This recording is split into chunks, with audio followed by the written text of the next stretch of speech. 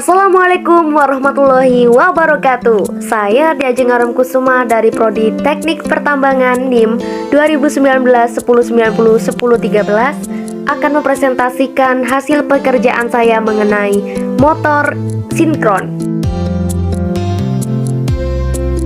Motor sinkron.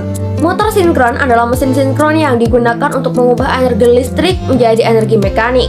Mesin sinkron mempunyai kumparan jangkar pada stator dan kumparan medan pada rotor.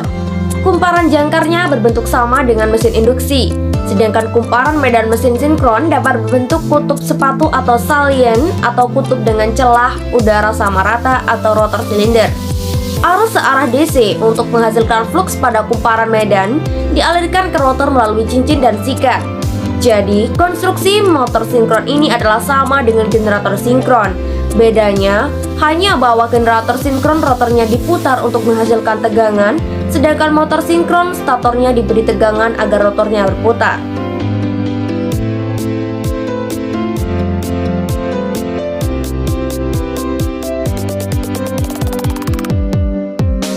Prinsip kerja motor sinkron.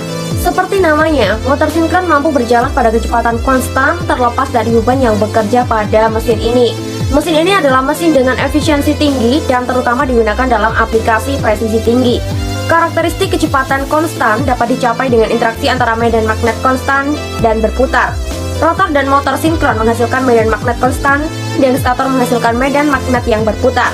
Kumparan motor stator dieksitasi oleh suplai AC 3 fasa ini dengan menghasilkan medan magnet berputar yang berputar pada kecepatan sinkron. Roda dirangsang oleh catu daya DC sehingga bertindak sebagai magnet permanen, atau rotor juga dapat dibuat dari permanen. Interaksi rotor dan RMF yang menarik.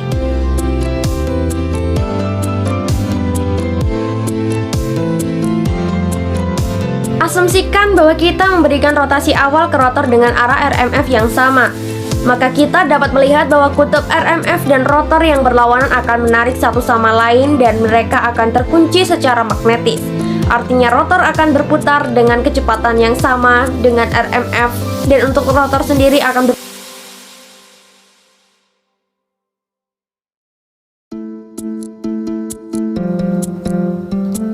Kecepatan sinkron dapat dengan mudah diturunkan dengan rumus sebagai berikut.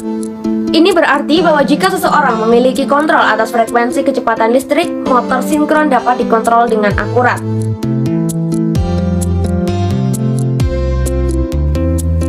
Tetapi jika rotor tidak mendapatkan situasi putaran awal yang sangat berbeda, kutub utara rotor jelas akan tertarik oleh kutub selatan RMF dan akan mulai bergerak ke arah yang sama. Tetapi karena rotor memiliki beberapa inersia, kecepatan awal ini akan sangat rendah. Saat ini, kutub selatan RMF akan digantikan oleh kutub utara, sehingga akan memberikan gaya tolak sebagai efek bersih motor, yang tidak akan dapat memulai atau motor sinkron tidak secara inheren memulai sendiri. Untuk membuat motor sinkron memuat sendiri, susunan sangkar tupai dipasang dengan benar melalui ujung kutub pada kumparan medan rotor, sehingga dengan medan magnet yang berputar, listrik diinduksi, dan batang sangkar tupai serta rotor mulai berputar seperti motor induksi. Ketika rotor telah mencapai kecepatan maksimumnya, kumparan medan rotor diberi energi, sehingga sebelumnya kutub rotor terkunci dengan kutub RMS dan akan mulai berputar pada kecepatan sinkron. Ketika rotor berputar pada kecepatan sinkron, gerakan relatif antara sangkar tupai dan RMF adalah 0.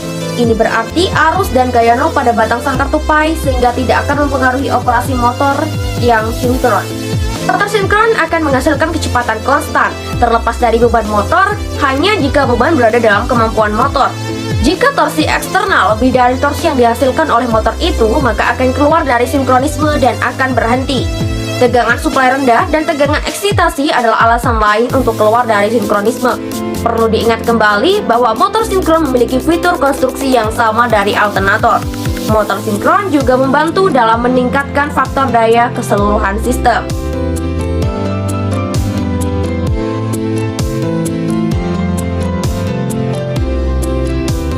Pengaplikasian motor sinkron dalam bidang pertambangan.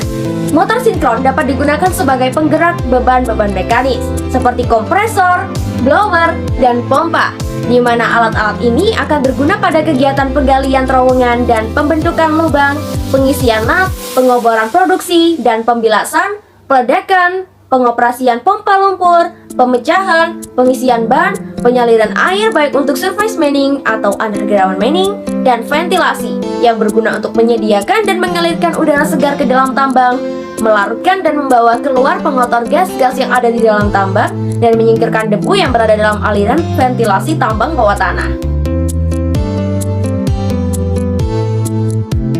Ini adalah contoh dari mesin sinkron, yaitu motor dengan tipe MS Series AC Induction IE3. Dapat diperoleh langsung dengan mengunjungi toko cahaya abadi Teknik Mart hanya di Kota Tangerang. Motor ini dibanderol dengan harga Rp1.513.000, boleh dinego dengan spesifikasi 3,3 kV, 50 Hz, 3 fasa, output daya 0,75 hingga 375 kW, 4,83 ampere dengan power 3 HP, 2,2 kW dan 3 PK.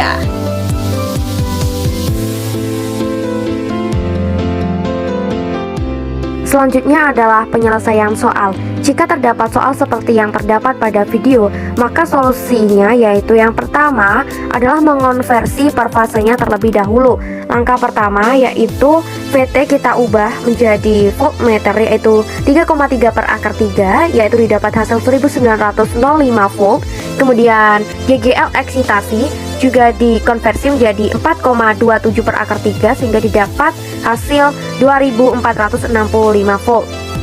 Langkah kedua adalah memasukkan daya ke motor, tetapi sebelum itu harus mencari PII-nya terlebih dahulu dan ZS-nya terlebih dahulu. Bagaimana caranya? Caranya yaitu 750 per 3, yaitu didapat hasil 250 kW. Kemudian ZS juga 0,8 plus J55 sehingga didapat hasil 5,56 ohm dengan theta 81,7 derajat sehingga alfanya yaitu 90 min 81,7 didapat hasil 8,3.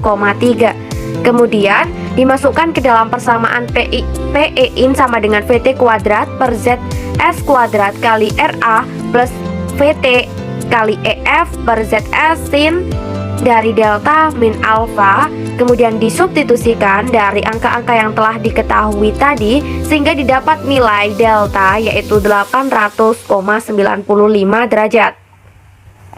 Langkah ketiga yaitu untuk mencari sudut dayanya. Bagaimana? Yaitu dengan persamaan IA kali ZS sama dengan VT dengan sudut 0 min EF dengan sudut min dari delta. Kemudian dari persamaan ini disubstitusikan angka-angka yang telah diketahui seperti VT, EF, delta, dan kemudian ZS sehingga diperhitungkan seperti yang terdapat pada video caranya. Kemudian didapat nilai IA yaitu sebesar 163,1 ampere dengan PF sama dengan cos 36,3 sama dengan 0,806. Kemudian EF-nya yaitu 2465 atau 4270 sehingga didapat penjumlahan antara IA dengan IF yaitu 18,95 plus 36,3 derajat sehingga didapatkan hasil 55,25 derajat. Yang terakhir adalah untuk mencari daya mekanik yang dihasilkan, yaitu menggunakan persamaan PM kali def sama dengan 3 EF IA cos delta plus V. Kemudian dimasukkan angka-angka yang telah diketahui dengan sudut delta yaitu 55,25 sehingga didapatkan hasil 687,5 kW sehingga PST-nya yaitu diketahui 30 kW, PM netnya yaitu 687,5 min PST yaitu min 30 sehingga didapat hasil 657,5 kW. Untuk efisiensi sendiri dihitung dari PM net yaitu 657,5 dibagi dengan 750 dikali 100 sama dengan 87,7%. Sekian, terima kasih. Wassalamualaikum warahmatullahi wabarakatuh.